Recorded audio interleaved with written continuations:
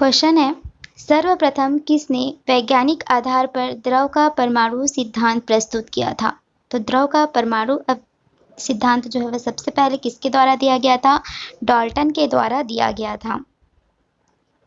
Next है, radio सक्रियता किसका गुण है? तो जो रेडियो सक्रियता है जिसकी खोज की थी हेनरी बैकुरल ने, वह किसकी गुण है? नाभिक का। नेक्स्ट है, चाय और कॉफ़ी का मुख्य घटक जो है वह कौन सी है? तो चाय और कॉफ़ी में क्या पाया जाता है? कैफीन पाया जाता है। और जितने भी तंबाकू वाली चीज़ें होती है उनमें क्या पाया जाता है? निकोटीन पाया जाता है।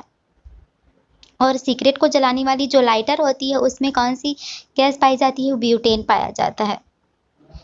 नेक्स्ट है, रसायन उद्योग में कौन सा तेजाब मूल रसायन माना जाता है? तो कौन सा रसायन मूल माना जाता है? तो मूल रसायन माना जाता है सल्फ्यूरिक अम्ल को, सल्फ्यूरिक एसिड को, जिसको कि H2SO4 इसका फार्मूला होता है। और कार की बैटरियों में इसको संचय करने के लिए उपयोग में लाया जाता है। नेक्स्ट है, पेरोक्सी एसिटिल नाइट्रेट क्या है? यह गौण प्रदूषक होता है। नेक्स्ट है, निम्नलिखित विस्फोटकों में से किसमें नाइट्रोग्लिसरीन एक आवश्यक संघटक के रूप में नहीं पाया जाता है? तो जो नाइट्रोग्लिसरीन रहता है, विस्फोटक रहता है, उसमें एमाटोल नहीं पाया जाता है। नेक्स्ट है, कौन सा परमाणु सबसे छोटे आकार का होता है? तो जो फ्लोरीन है वह सबसे छोटे आकार का होता है। नेक्स्ट है, कोई धातु ऑक्सीजन के साथ अभिक्रिया कर उच्च गलनांक वाला यौगिक निर्मित करती है, तो यह यौगिक जल में विलय है। यह तत्व क्या हो सकता है? तो यह तत्व हो सकता है कैल्शियम, और कैल्शियम को Ca से डिनोट करते हैं। परमाणु क्रमांक होता है 20 और परमाणु भार होता है 40। नेक्स्ट है, कौन सा युगल विस्थापन अभिक्रिया बताता है? युगल विस्थापन यानी कि द्विविस्थापन जो होता है, दो बार जिसका विस्थापन होता है, वह कौन सा बताता है? AgNO3 एवं कॉपर धातु। नेक्स्ट है, निम्न अधातुओं में से कौन सा परमाणु एक परमाणु कौन सी है? तो एक परमाणु जो होती है वो ऑक्सीजन आर्गन होती है। जो ऑक्सीजन होती है द्विपरमाणु होती है। नाइट्रोजन भी द्विपरमाणु होती है क्योंकि N2 से लिखते हैं, और ऑक्सीजन को भी O2 से लिखते हैं। कार्बन एक परमाणु है जिसको कि इसी तरीके से लिखा जाता है, तो इसी को कहा जाता है द्विपरमाणु या एक परमाणु। नेक्स्ट है, तत्वों का सबसे पहला वर्गीकरण किसने किया था? तो सबसे पहले तत्वों को वर्गीकृत करने का प्रयास किया था डॉबर्नियर ने, और इसी के साथ इन्होंने त्रिक का नियम दिया था। नेक्स्ट है, प्रथम परमाणु सिद्धांत किसने प्रस्तावित किया था? तो जो परमाणु सिद्धांत दिया गया था वह किसके द्वारा दिया गया था? जॉन डाल्टन के द्वारा दिया गया था।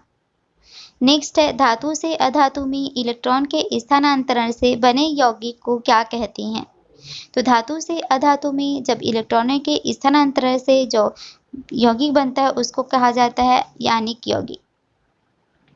जैसे Na क्या करता है और Cl क्या करता है? Na+ जो होता है वो इलेक्ट्रॉन को त्यागता है, और Cl जो माइनस क्या करता है? इलेक्ट्रॉन को ग्रहण करता है। नेक्स्ट है, निम्नलिखित में से किस एक को स्ट्रेंजर गैस भी कहते हैं? तो स्ट्रेंजर गैस किसको बोलते हैं? ज़ीनॉन को बोलते हैं, और इसको जो डिनोट किया जाता है Xn से डिनोट किया जाता है। यह एक यक्रिय गैस है, और इसको स्ट्रेंजर गैस इसलिए बोला जाता है क्योंकि ये किसी के साथ भी जल्दी से अभिक्रिया करके यौगिक बना लेता है। नेक्स्ट है, आवर्त सारणी किसके द्वारा दी गई थी? मेंडलीव के द्वारा दी गई थी, लेकिन इन्होंने क्या किया था कि तत्वों को परमाणु भार के आधार पर रखा था, और मेंडलीव को ही आवर्त सारणी का जनक कहा जाता है। नेक्स्ट है, गोबर गैस जो होती है जिसको कि ईंधन के रूप में उपयोग में लाया जाता है, उसमें कौन सी गैस रहती है? तो उसमें रहती है मीथेन गैस।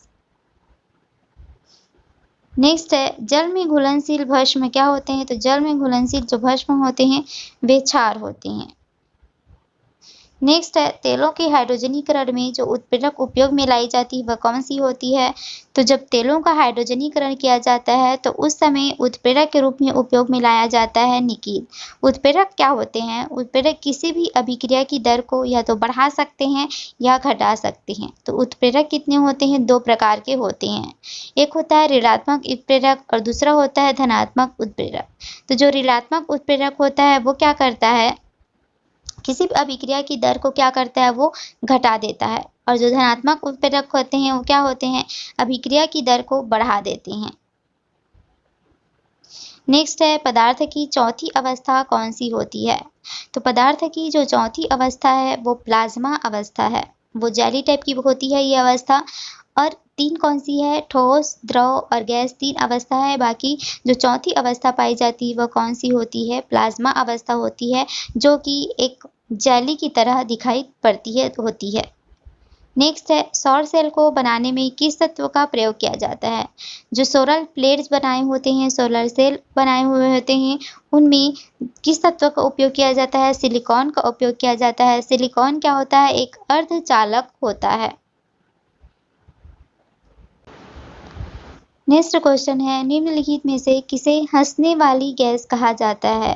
तो लाफिंग गैस या हंसने वाली गैस किसको बोलते हैं? नाइट्रस ऑक्साइड को बोलते हैं। नेक्स्ट है आनुवंशिकता नियंत्रण के घटकों के लिए जीन पद का चयन किसने किया था? तो जो जीन शब्द है उसको सबसे पहले किसने दिया था? जोहानसन ने दिया था। नेक्स्ट है परमाणु शब्द किस भाषा से उत्पन्न हुआ है? तो जो हम परमाणु वर्ड उपयोग में लाते हैं उसको ग्रीक भाषा से उत्पन्न हुआ है। नेक्स्ट है वाहनों की हेडलाइट में किस दर्पण का उपयोग होता है? तो मैंने आपको बताया था कि जो वाहन होते हैं उनमें हेडलाइट्स जो लगे हुए होते हैं वो किसके होते हैं? अवतल दर्पण के होते हैं। लेकिन हमारे जो वाहन होते हैं उनमें बगल में साइड में एक मिरर लगी हुई होती है जिसमें हम पीछे की यातायात को देखने के लिए करते हैं। तो उसका में जो दर्पण का उपयोग होता है वह कौन सी दर्पण होती है? उत्तल दर्पण होती है।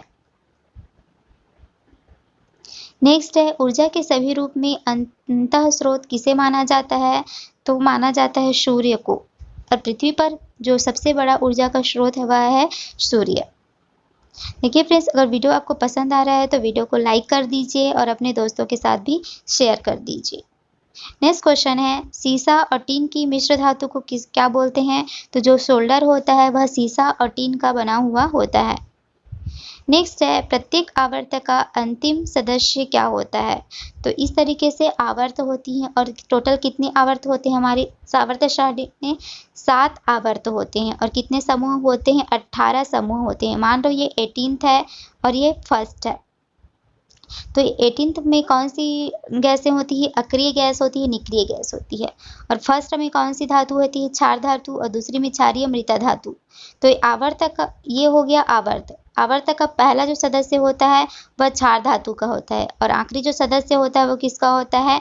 अक्रिय गैस का होता है। तो हमें अभी आखिरी सदस्य पूछा है तो किसको लगाएंगे? निष्क्रिय गैस को लगाएंगे। और इसी में प्रथम सदस्य पूछा होता है तो क्या लगाते? क्षार धातु लगाते। नेक्स्ट है निम्नलिखित में से किस कार्बनिक यौगिक की गंध फलों के जैसी आती है? तो जो एस्टर होती है इसकी जो सुगंध आती है, स्मेल आती है, वो कैसी आती है? फलों के जैसे आती है। नेक्स्ट है बैटरी में निम्न में से किस एसिड का उपयोग होता है? तो जो बैटरी होती है उनमें हाइड्रोक्लोरिक एसिड का उपयोग होता है, HCl। ये बहुत अधिक अम्लीय होता है। नेक्स्ट है कार्बोनिल क्लोराइड को अन्य किस नाम से जाना जाता है? तो जो फॉस्जीन के नाम से जाना जाता है कार्बोनिल क्लोराइड को।